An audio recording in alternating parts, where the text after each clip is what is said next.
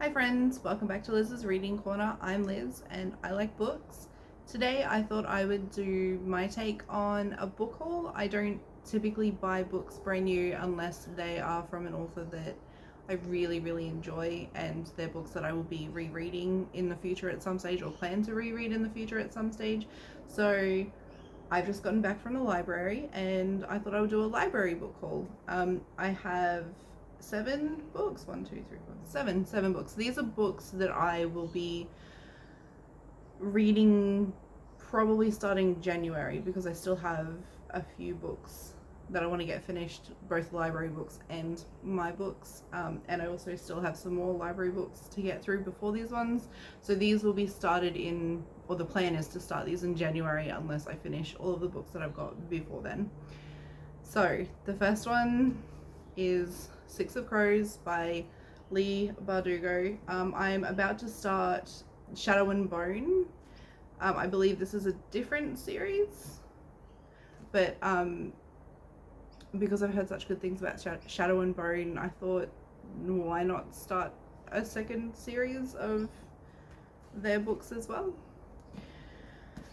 The second is Emily Wilde's Encyclopedia of Fairies. So I just watched someone do a review on this book, and or not specifically this book, but a reading review of books that they have read, and she said that this is full of romance. I'm really hoping that this is like she has said, and it's kind of like the love tale in between Sophie and Hal in Hal's Moving Castle. I love that movie. I love anime.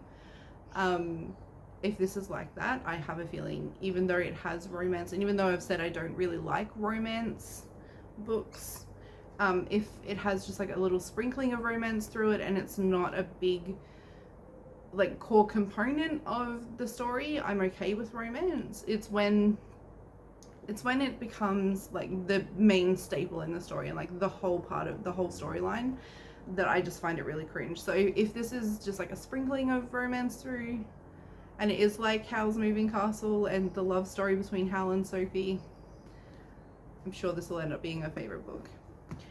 The next book, I can't remember where I saw this. This is a very chunky book. This is much bigger than I anticipated. The Ember Blade by Chris Wooding.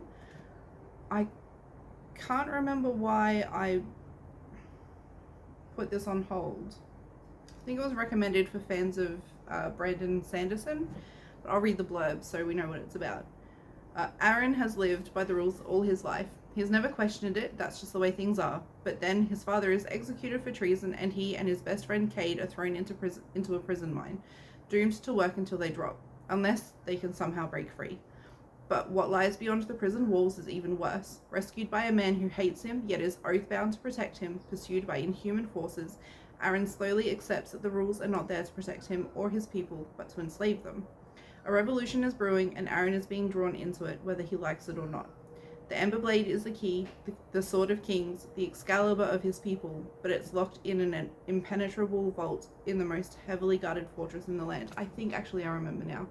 I think, and you can correct me if I'm wrong, but I think this might be a Sword in the Stone retelling. So, King Arthur and the Knights of the Round Table, but I will let you know when I read it. No one is going to be surprised by this next one. I will be starting I'm not sure what the entire series is called. I know the 3 books are called the Mistborn trilogy, but the entire Brandon Sanderson series is something I'm hoping to read next year, along with the Wheel of Time. Next year is going to be crazy, but that's fine. So The Final Empire, book 1 in the Mistborn trilogy by Brandon Sanderson. I actually really want to buy all of these. The only reason I am not buying them right now is because I want to see how I feel about them first. But Brandon Sanderson seems to be either you really love his books or you really hate his books. There's never I've never seen an in-between opinion on his books, so we'll see.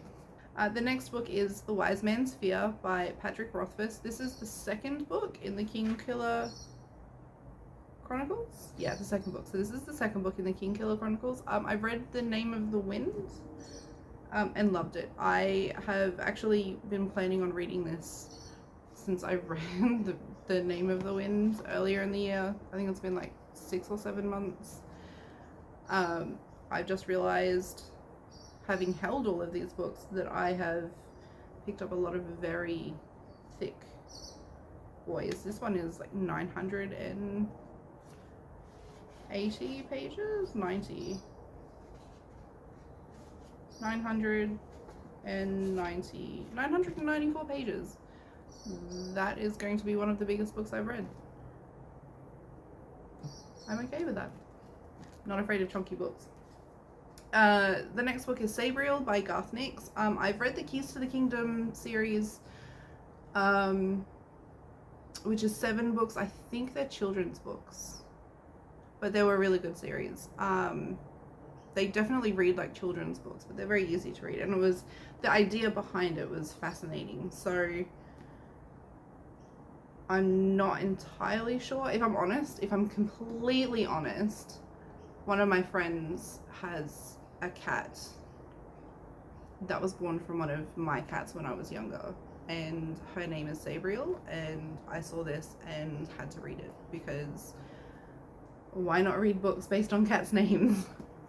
So this one, the synopsis says, for many years, Sabriel has lived outside the walls of the Old Kingdom, away from the random power of free magic and away from the dead who won't stay dead. But now her father, the Mage of Horson, is missing, and to find him, Sabriel must cross back into that treacherous world and face the power of her own extraordinary destiny. So it looks interesting. I am one of those people who judges books by their cover. I'm not ashamed to say that. I am one of those people. And I will just pick up books just because they are connected in some random way to things that I know and love.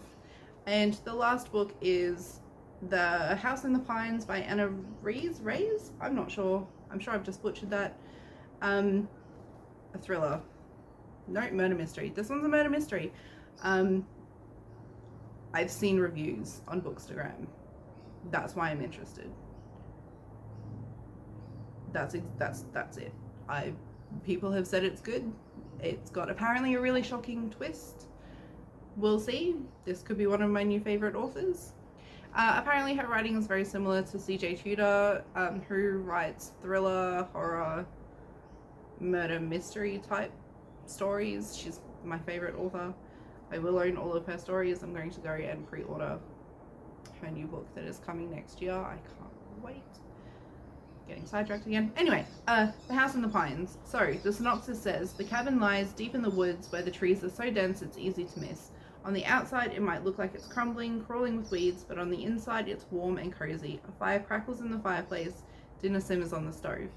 Maya once saw this cabin as an idyllic place, like a cottage from a fairy tale, but now she knows the danger that lurks beneath. The summer she visited the cabin was the summer her best friend Aubrey died. Now, another woman from Maya's hometown has died in the same strange, unexplained way, and Maya believes only she can save the next innocent girl. Guided by her fractured memory and a mysterious, unfinished book by her late father, Maya returns home to face the house in the pines and the man who waits there. The man she's tried so hard to forget. So, that is my book haul, my library book haul. Have you read these books? Have you read any of the series? Do you have any opinions on them? If so, I would love to hear them. As always, like, share, and subscribe if you like my videos, and I will see you in the next one. Bye!